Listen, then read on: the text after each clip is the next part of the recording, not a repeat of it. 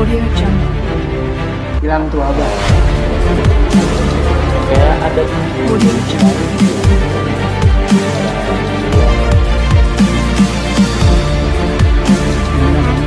pesantren di salah satu bus. Audio Jungle. Assalamualaikum warahmatullahi wabarakatuh. Bismillah, alhamdulillah, wassalatu wassalamu ala rasulillah Muhammad bin Abdullah wa ala alihi wa sahbihi wa man wala amma ba'du. Puji syukur kita ucapkan kehadirat Allah Subhanahu wa taala yang telah memberikan kepada kita nikmat, beribu-ribu macam nikmat.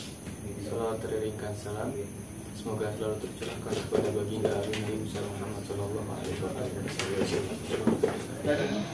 Baik, Bang Farhan ya. Ngomongin kita kan masih muda nih ya. Ibarat masih demen banget sama yang namanya dunia percintaan. Dan banyak nih diantara para pemuda yang mengenal arti cinta itu ya sekedar pacaran segala macam ya. Menurut abang sendiri nih, cinta itu apaan sih? Cinta kalau diucapkan itu yang lainnya ya gitu. Cinta itu gak bisa diucapkan. Cinta itu dipraktikkan oleh kasih sayang dan perhatian. Karena dalam cinta itu tumbuh rasa rindu, kasih sayang, dan cemburu. Gitu Bang. Kalau menurut saya, kalau di zaman kita muda ya, kita kan masih muda nih. Ya kan masih muda ya. Cuma Anis doang beda nih, agak tuaan dia. Puber itu kan muda ya. Ada yang laki-laki muda yang nakalnya ke perempuan, itu dinamakan, bisa mengatasnamakan cinta. Dan ada juga yang ketika masa mudanya dia terlihat nakal, terlihat pokoknya galak lah. Waktu zaman muda-muda kita itu nafsu itu terlalu gede, gampang nafsuan gitu ya. Makanya karena itu banyak di Indonesia itu sekolah-sekolahan nih banyak yang tawuran ya kan, banyak yang berantem gitu kan. Padahal kita dari SD bahkan dari TK itu diajarkan Bhinneka Tunggal Ika, berbeda-beda tetap sama.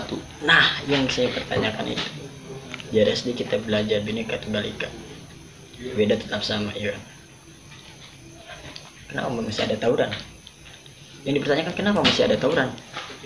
Yang diajarin Bhinneka Tunggal Ika itu berbeda tetap sama. Walaupun ini jangankan berbeda keyakinan, berbedaan kesekolahan antara sekolah, itu perang. Anehnya ya. Anehnya berarti kurang masuk itu. Bhinneka Tunggal Ikanya kurang jos. Harus diperdalamin lagi. Iya enggak sih? Sekarang orang yang tawuran begini. Banyaknya remaja. Iya kan? Karena apa? Karena Bhinneka Tunggal Ikanya tuh kurang jos, kurang mencintai gitu. Iya kan? Coba kalau dia mencintai Bhinneka Tunggal Ika, mungkin tidak ada peperangan. Cuman kalau gak ada peperangan gak seru juga sih. Iya gak sih? Ada macam kan. Kalau ada yang mau tabrakan, kalau ada tabrakan motor nih, biar Bang maaf. Gak apa-apa, so, lanjut. Itu kan korbannya kasihan. Berarti bisa dibilang pemuda-pemuda yang tawuran atau orang-orang yang tawuran itu nggak paham arti Bhinneka Tunggal Ika itu apa ya? Paham? Cuma kurang mendalami. Bukan kurang mendalami, dia menjauhkan. Mungkin dia fanatik. Beda orang fanatik sama orang buta. Kalau orang buta dia bisa melihat apa-apa. Tapi kalau orang fanatik dalam satu hal. Misalnya contoh, lu udah belajar Bhinneka Tunggal Ika nih, berbeda tetap sama gitu. Gua harus menghormati ini itu. Cuma tetap aja dia tawuran. Karena apa? Karena fanatik. Ini sistem gua nih, gua pengen lihat diri gue ini dalam perang gimana nih. Gue pengen mengenali diri gua itu, jati diri gue itu dalam perang gimana nih cara gitu kan. Sekarang itu pemuda-pemuda sekarang itu gitu bos. Nah makanya kita santri kan, kita kan harus paham betul apa dasarnya Bhinneka Tunggal Ika. Bahkan jargon kita ada terlalu lama kan, ya mencintai tanah air sebagian dari iman, dan kita juga harus menghormati sesama agama. berbeda-beda agama tetap sama gitu kan, dalam bentuk kemanusiaannya, bukan dalam agamanya gitu. Kita harus menghormati. Dia mencintai Tuhan yang berbeda. Dia mempunyai contoh non Muslim mencintai Tuhannya, dan kita Islam mencintai Gusti Allah. Ya, sedikit demi sedikit kita belajar mencintai Sang Pencipta kita. Makanya banyak ulama yang mengatakan, kenali dirimu maka kau akan kenal dengan Tuhanmu. Sarafah nafsah. Nah, itu. Masuk. Dalam banget kalau emang arti cinta nih dari Bang Farhan dalam banget. Kalau apa sih itu cinta dalam banget emang? Kalau cinta itu Pakarnya cinta. udah sih, bukan pakarnya, belajar cinta. Ah, iya.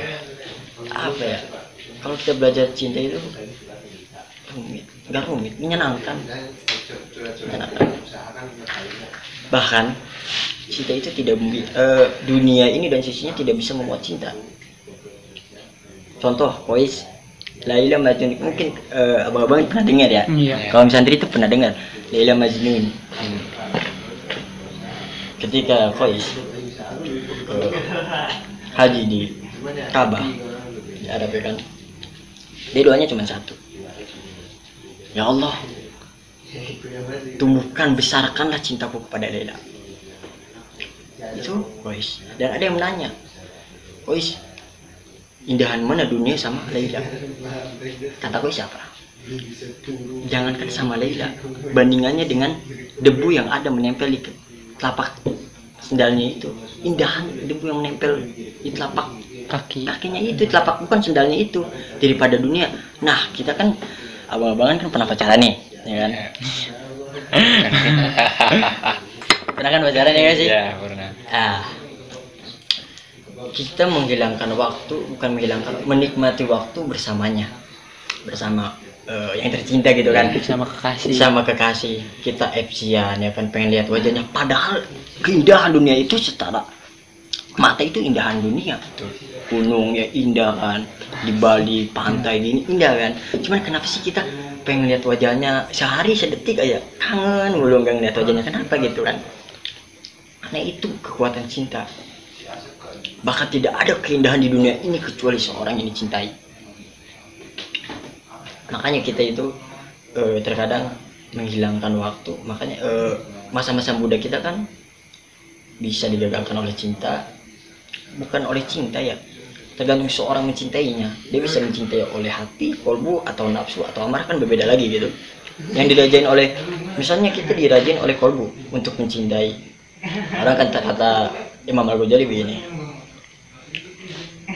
ada dawuh kanjeng Nabi Muhammad SAW begini, setiap jiwa seseorang itu memiliki segumpalan darah. Ketika segumpalan darah itu baik, maka semuanya akan baik.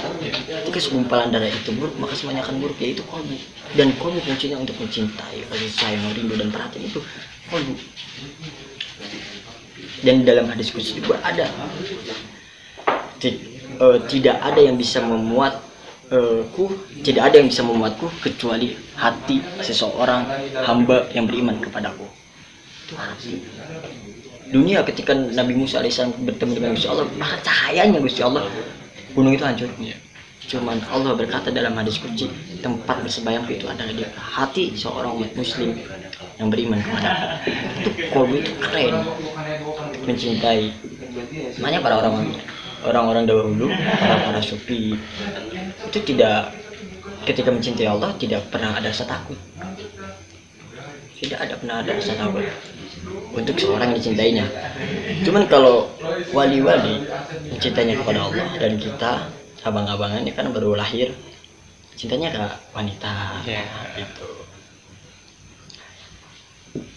Tergantung seseorang, dia bisa mengungkap cintanya oleh kolbu, nafsu, amarah, atau apa. Ketika dirajakan oleh kolbu, maka semuanya aman, tidak ada zina. Ini soal cinta, bukan pacaran nih. Beda antara cinta dan nafsu. Pacaran. Kalau kita pacaran berduaan, ketika kita diraja oleh nafsu, ya terjerumus. Kadang seorang itu ketika pacaran dia menolak kebenaran hanya untuk mempertahankan supaya ilusi, supaya tidak kacau berantakan. Udah tahu ini tuh zina, udah tahu ini tuh terjerumus nih, dan dia menolak kebenaran itu. Supaya apa? Ilusinya supaya tidak akan terberantakan. Pengen ini gitu. Biar tetap pacaran. Nah, gitu. Biar tetap Dan dia bersamanya. mengatasnamakan Cinta. Gitu loh. Padahal cinta itu tidak seburuk itu gitu loh. Gitu Bang Haidar. Dan menurut abang sendiri nih, konsep mencintai itu gimana sih? Konsep mencintai apa? Yang pertama dulu deh, mencintai sang pencipta Allah. Gimana cara kita tuh biar mahabbah kita tuh tinggi Kuat. ke Allah tuh? Cinta itu kita tidak bisa memilih ya. Karena kalau kita memilih, mungkin kau tidak akan gila karena Laila. Bahkan kesatria itu tidak akan bisa selamat dari cinta. Lihat Rahwana. Rahwana adalah seorang raja yang mempunyai taman Alengka yang indahnya konon ceritanya sama seperti di surga. Kota Alengka, dan Rahwana itu raja yang kaya. Dia hancur karena apa? Mencintai Sinta. Dan dia bikin kata-kata apa? Ya pangeran, kenapa ketika cintaku dilarang olehmu, kenapa kau bangun megah cintaku di dadaku? Berat. Itu seorang Rahwana itu. Bahkan emang Seorang Masya Allah. kesatria itu keren banget. Ini gara-gara Habib Haidar nih. Kalau Habib Haidar kagak maksa kesini dia gak bakal mau. Padahal senioran dia gitu soal cinta mah gitu kan. Enggak. Itu Rahwana. Dan kau seorang laki-laki yang kesatria, seorang laki-laki itu pemimpin kan. Dia diluluh lantahkan oleh cinta kepada Laila. Kalau bisa memilih lebih banyak yang lebih cantik daripada Laila gitu. Rahwana orang kaya, raja gede, bisa ngambil cewek 10-20, bisa, tapi apa? Dia mencintai Sinta. Dia tidak bisa melihat apa-apa yang dilihat adalah Sinta doang. Iya enggak sih? Dan sekarang ketika abang-abang mencintai satu wanita, pengen orang wanita itu lebih cantik daripada kekasihnya, dia tidak akan bisa ngelirik orang gue mencintai dia gitu kan. Itu makanya kagak aneh gitu ketika seseorang mencintai sampai begini, sampai gila, sampai gini. Ya itu cinta Cinta yang sebenarnya. ya, cinta sebenarnya. Cuma kita harus benar-benar untuk mencintai, jangan salah orang salah begini, jangan. Karena cinta itu sering disalahkan. Bahkan kalau orang udah pacaran nih, setiap setahun 2 tahun dia ngomong gitu, aku tuh nyesel banget sih kenal denganmu, karena kenal denganmu itu aku jadi mencintaimu. Nah itu kan perkara yang kok bisa begitu sih gitu kan. Padahal gak sengeri itu, padahal bahagia kita gitu kan kalau kita bisa menjalaninya. Kalau kita menjalaninya dengan nafsu disangkutin, amarah disangkutin, ya kacau. Cuman kalau hati aja yang pokoknya cinta gua kepada lu, pokoknya hati gua aja yang berfungsi. Ketika setelah nikah baru, orang sebelum nikah ya dicampur aduk ini hancur. Benar. Dan sekarang kata-katanya gitu, gue tuh kesel kenal apa begitu gitu loh. Terus perjalanan yang kemarin mau dikemanain gitu kan. Gitu. Banyak yang supi-supi yang ketika mencintai Gusti Allah pengen dihukum mati juga nggak apa-apa. Contoh Al-Halaj itu haji pertama, haji kedua, dan haji ketiga itu haji ketiga di penjara nih, dihukum mati. Dan hari pertama, hari kedua, hari ketiga. Hari pertama banyak kan itu temen-temennya yang supi yang karena tidak alur gitu kan di penjara. Yang pertama dibukain kunci-kunci orang supi, dan yang kedua Al-Halajnya hilang, dan yang ketiga Al-Halaj sama penjaranya hilang itu. Keren kan? Itu dalam logika bisa masuk. Makanya karena itu kita pikiran harus beriman dan hati pun harus beriman. Karena yang mengacaukan itu pikiran. Yang mengacaukan pikiran, yang mendorong nafsu bisa terjadi itu pikiran kita. Cuma kalau bisa kita nolak, bisa. Pikiran kita harus patuh dalam kolbu. Rajanya kolbu, panglima perangnya pikiran ya kan. Ibu kotanya amarah, dan nafsunya adalah kepolisian. Itu keren, manusia keren itu, luar biasa itu. Menurut gue sih itu luar biasa keren. Gue juga belum bisa sampai seperti itu gitu. Hari pertama orang-orang teman sesupinya gemboknya dibukain supaya orang keluar, dan hari kedua hilang al-halajnya, dan hari ketiga penjara al-halajnya hilang. Ditanyain kan oleh penjaga penjara tuh, al-halaj, kenapa sih kamu gak ikut kabur sama orang-orang yang teman-teman kami di penjara? Soalnya beban saya menjarain kamu tuh. Gitu loh. Keren gak sih sampai jadi beban gitu kan, Bikin menjarain ribet al-halaj gitu kan. Dan yang kedua nanya, al-halaj kenapa kamu hilang dari penjara kemarin jadi sekarang ada? Itu hilang dari penjara gitu, keren mantap banget gitu. Secara logika kita gak bisa masuk, Nggak logis. gak logis. Kalau pakai otak nggak Iya. masuk, tapi kalau mungkin pakai hati. Iya. Dan kata al-halaj, aku tidak ada penjara, aku menemui Allah. Itu udah jauh nih, udah jauh nih. Itu setelah ente aja percaya apa enggak? Aku menemui Allah. Dan hari ketiga ketika penjara dan al-halajnya hilang, Allah nemuin saya, makanya penjaranya hilang. Itu kan keren, karena apa itu? Mahabbah al-halaj kepada Allah, kedekatan al-halaj kepada Allah. Kalau di Jawa itu manunggaling gusti lah, sama aja kayak kayak sesi jenar gitu. Itu jenar. Itu. Dan dieksekusi lah, dieksekusi. Pertama, ya pokoknya dipotong-potongin lah, tangan kanan, tangan kiri, kuping kanan, kuping kiri, mata kanan, mata kiri, kaki kanan, kaki kiri, dirajam juga. Nah, pas sebelum mati, sebelum meninggal al-halaj, Fir'aun datang, nanya ke al-halaj, al-halaj, kamu itu ngomong sama seperti saya. Aku mengaku aku menjadi Allah dan kamu pun mengaku kamu menjadi Allah. Apa kata jawaban al-halaj? Mungkin jawaban kita kan apa sih gitu kan? Karena ini terlalu jauh gitu kan. Sampai Fir'aun datang gitu Nggak kan. masuk di akal. Iya, gak masuk di akal. Kata al-halaj simpel banget jawabannya, bos. Simpel banget. Al-halaj itu jawabnya apa coba? Aku ketika bilang aku adalah Allah, aku tidak melihat diriku. Al-halaj itu tidak ada tangannya, kakinya, matanya, tidak ada jasad al-halaj, yang ada adalah Allah. Dan ketika kamu mengaku bahwasanya kamu adalah Allah, kamu masih melihat kepemimpinan kamu. Kamu masih melihat diri kamu itu seperti raja yang disembah oleh orang-orang gini-gini gitu. Itu jawabannya keren. Dan setelah itu Fir'aun datang. Iblis datang. Nanya sama al-halaj, al-halaj, kamu itu lebih parah daripada saya. Saya tidak mengaku saya itu menjadi Allah. Saya cuma tidak patuh Ada. pada Adam, menyembah pada Adam, nunduk doang. Jadi Nabi Adam nunduk kepada Allah tuh coba berdiri dari sebenarnya, bukan sujud gitu ya. Gimana sih praktekin deh? Menghormatan gini, duduknya gini. Nah, gitu doang. Sampai sujud. Iya, Ruku. bahasa sujud. Nah, Kayak banyak ruku. orang kan yang menganggap bahwasanya sujud gitu. Enggak, aslinya enggak. Sujud menyembah. Iya, sujud menyembah gitu. Nah, Iblis itu nanya malah, al-halaj, kamu itu lebih parah daripada saya. Saya cuma menolak perintah Allah kepada saya untuk sembah kepada Adam, karena saya yakini bahwa saya tidak ada patut untuk disembah kecuali Allah. Kecuali Allah. Kecuali Allah. Kata al-halaj apa? Iya. Kata iblisnya juga, tapi kamu menganggap bahwasanya kamu itu adalah Allah. Itu kan lebih parah daripada saya gitu kan. Cuman al-halaj jawab lagi, itu orang cerdas soal itu.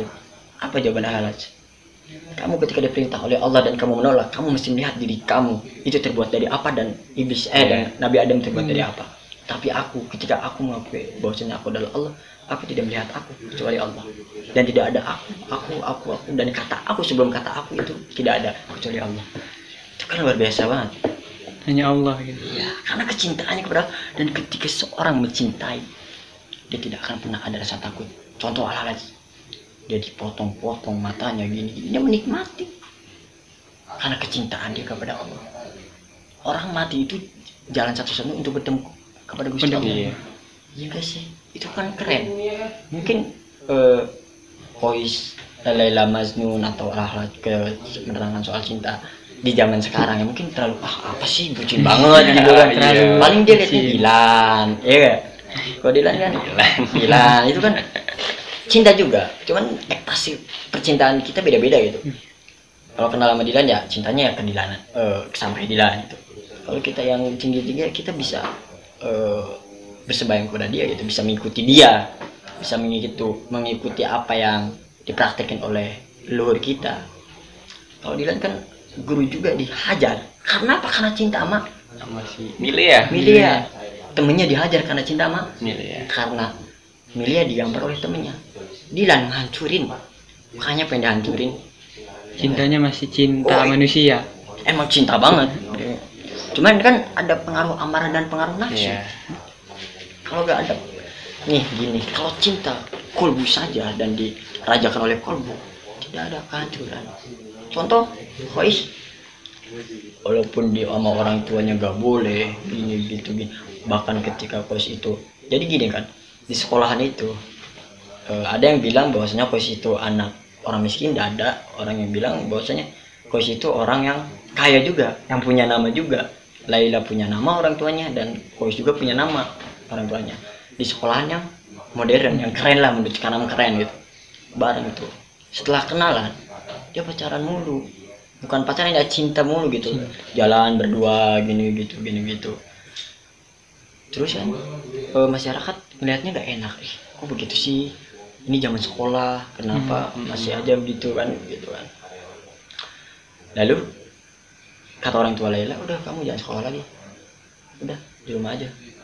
Lah Khois itu kan berpuisi-puisi, lihat aja di bukunya. Kalau saya terangin kan kadang nggak baca gitu, nggak cukup juga waktunya. Cukup. Itu sampai Khois sampai gila, begini begitu, karena mencintai Laila gitu.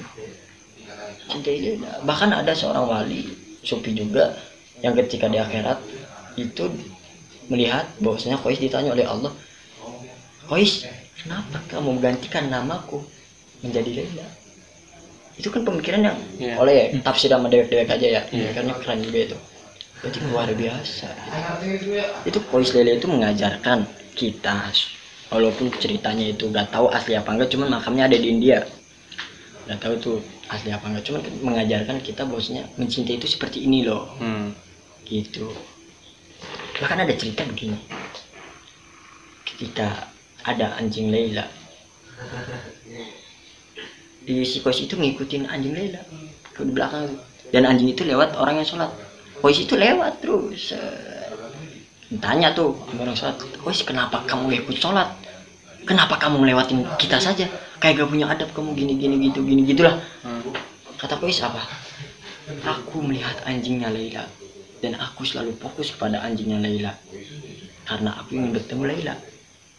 Aku nggak tahu kalian itu lagi sholat, cuman yang saya pertanyakan, kenapa kamu masih sadar bahwasanya saya lewat, sedangkan kamu lagi berhadapan dengan Gusti Allah. Itu kan Keren. mengajarkan bahwasanya kita sholat itu ya fokus gitu kan. Mantap itu Khois itu. Ada lagi cerita ketika ada reunian, ada acara kan di rumahnya gede-gedean, ada antrian dan Laila itu ngasih piringnya gitu, ngasih makanannya. Dan gantian kan antrian set, baru tuh ketemu Khois, diambil sama Laila piring set, sama Laila dipesahin, cerang, muter lagi si Khoisnya, udah bagiannya dipecahin lagi, terang, sampai ketiga kali gak tau sampai keberapa ya. Dan semua di situ bersorak, ore, Laila itu udah sadar, Laila itu udah kagak mencintai Khois begini. Lalu Khois itu bahagia, semangat, ketawa-ketawa. Ditanya oleh masyarakat, kenapa kamu itu ketawa sedangkan Laila itu sudah sadar tidak mencintai kamu? Loh, kok pemikiran Anda sih seperti itu? Maksud Laila itu bukan seperti itu. Maksud Laila itu memecahin piring itu supaya saya ngantri lagi, supaya pertemuan pandang-pandangan itu lama. Itu kan pemikiran untuk mencintai aja. Kalau udah cinta itu sealur dengan pikiran wanitanya. Pemikiran orang kan beda-beda gitu. Ya ada yang menganggap bahwasanya Laila udah sadar, Laila udah ini, udah itu, Udah gak cinta. udah gak cinta. Cuman aslinya kan ingin memandang lama-lamaan. Sama kayak Nabi Musa ketika meminta sama Allah. Iya, itu. Itu kan keren banget Laila Kismat itu. Itu Khois itu dan Laila itu mengajarkan supaya kita itu, ini loh cinta itu yang bagus itu, ini loh cinta kepada Allah begini. Ada ceritanya begini. Kois itu naik unta ingin ke rumah Laila. Laila yang namanya. Iya. Dan kakinya itu patah unta itu. Bukan patah, sorry, hamil. Jadi 2 langkah duduk unta itu. Ya Kois loncat tuh dari unta, sampai kakinya patah. Dan kata Kois apa? Daripada aku naik ke unta, aku akan datangnya lama. Mending saya gelindingin badan saya. Itu untuk ketemu Laila. Dan yang lebih keren itu dari pesan cerita itu apa coba? Ketika kamu ingin mencintai Gusti Allah, lepaskan dunia. Unta itu dunia. Dan Laila itu untuk mencintai kepada Allah nih.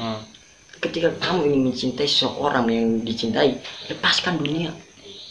Kamu bergelinding juga gak apa-apa untuk yang dicintai.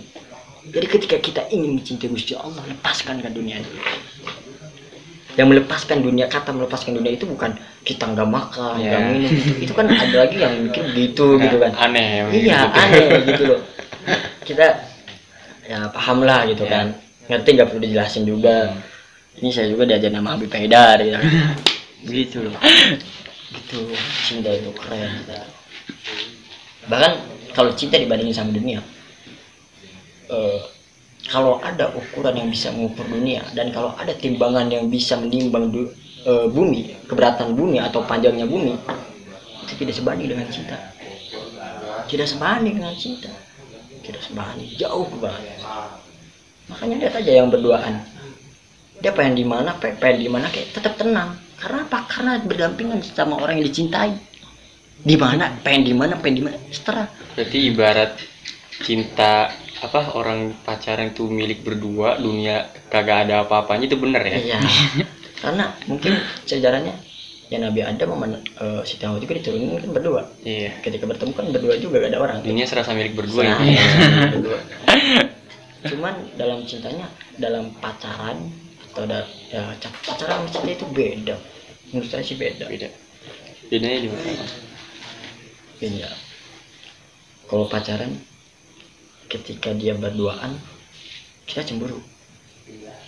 Contoh gini, gue pacaran nih sama si A. Ketika si A dekatan sama si B, cemburu kita gede. Cuman kalau kita nggak pacaran hanya mencintai, tidak ada rasa cemburu. Ya, gue juga mikir, gue siapa, gue bukan pacarnya, gue mau untuk mencintai aja. Gitu kan. Gitu, untuk mencintai. Kalau jelasin lebih dalam lagi kalau soal cinta. Karena kesatria sehebat apapun, sekuat apapun akan terkalahkan oleh cinta. Tidak akan ada yang selamat kesatria atau laki-laki ketika berhadapan dengan cinta. Tidak akan yang ada selamat. Kalian itu cinta bos. Mantap banget cinta itu. Main tamu kita hari ini ya bang ya. Dalam batu dah. Ya, ini kan diajarin sama Tapi kan begini bang, biasanya tuh orang tuh cinta karena fisik. Cintanya itu karena fisik yang dicakap, karena dia kaya. Gimana nih bang? Cintanya itu ya karena tubuhnya, karena jasadnya saja. Karena tubuhnya atau karena kekayaannya? Kekayaannya gitu. apa yang dia miliki. Oh, pengen dimiliki gitu.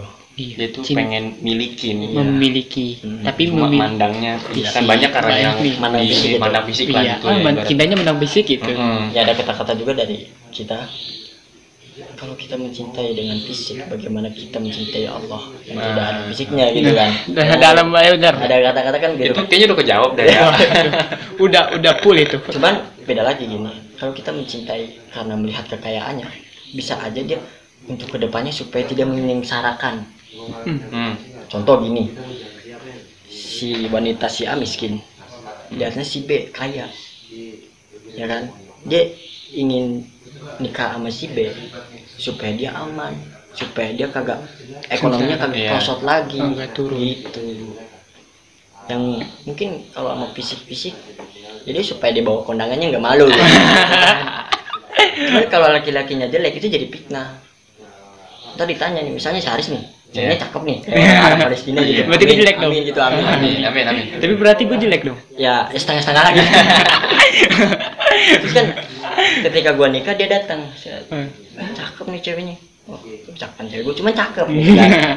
Ya gua nanya lah, lu belajar di mana pedet lu gitu kan, masih nanya gitu kan. Iya nah ya, yang sederhana ya sama sederhana dah gitu kan. Kadang kita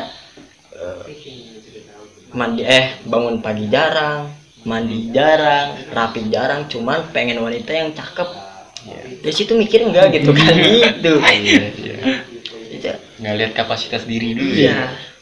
Kita harus memperbaiki diri untuk jodoh kita baik. Kalau kita tidak memperbaiki diri, ya sampai kapan gitu kan. Kasihan sama jodoh kita juga. Misalnya nih kita suka yang apa ya, yang merugikan gitu. Contoh judi mulu. Ntar ketika menikah emas dijual, rumah dijual untuk judi, itu kan merugikan. Dan dari muda harus dirubah, karena kalau nggak dirubah ya kacau, mau sampai kapan begitu gitu loh, paham nggak? Gitu bang. Ya bang ya, jadi Ya. udah banyak lah kita nih tentang cinta ini cinta, oke tentang cinta. Iya. Kayak di zaman sekarang nih, saya mau nanya, kita kan santri nih, otomatis kita adalah panutan kiai kita, Iya pasti. para habaib segala macam. Tapi di zaman sekarang ini justru banyak kayak ulama-ulama, guru-guru kita tuh kayak ceramah seperti pengujaran kebencian gitu loh. Iya. Pengujaran kebencian. Cuma dia keturunan Rasul, Habib. Iya. Habib. Yang harus kita apa namanya? Takzim kepada beliau. Darah Rasulullah loh ya. Harus cinta lah pokoknya. Nah, itu tanggapan kita gimana sih? Apa yang harus kita lakuin tuh sama ulama yang model seperti itu, Yang keras. modelnya keras, sampai pengujaran kebencian kepada pemerintah segala macam. Tapi beliau pinter, alim. Nah, itu kita gimana caranya? Kita juga harus pintar-pintar juga ya melihat mana nih ulama, ya kan? Terus pintar-pintar juga mencari guru. Cuman ketika ada durah Rasul, kita itu dilarang untuk membenci, cuman nggak dilarang untuk mengikuti, nggak dilarang untuk mengikuti, cuman dilarang untuk membenci. Jangan ada kebencian di hati kita kepada durah Rasul. Cuman ketika salah jangan diikuti. Lihat Kanan bin Nuh. Kanan itu putra dari Nuh alaihissalam. Ya, silakan. Kanan bin Nuh, putranya Nuh alaihissalam.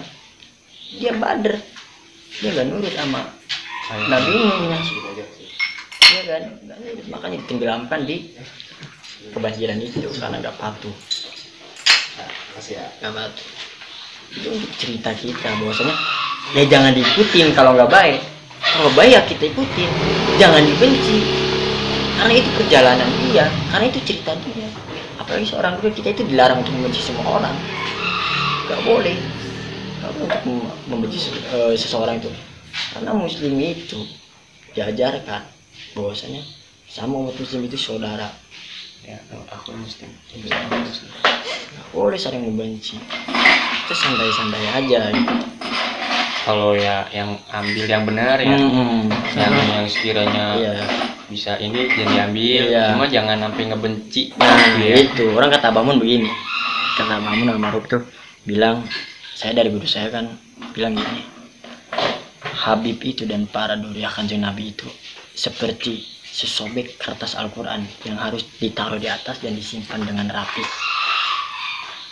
Tuh pemikiran sendiri-sendiri itu lebih jabarin. Al-Quran keren, Al-Quran mantap gitu kan.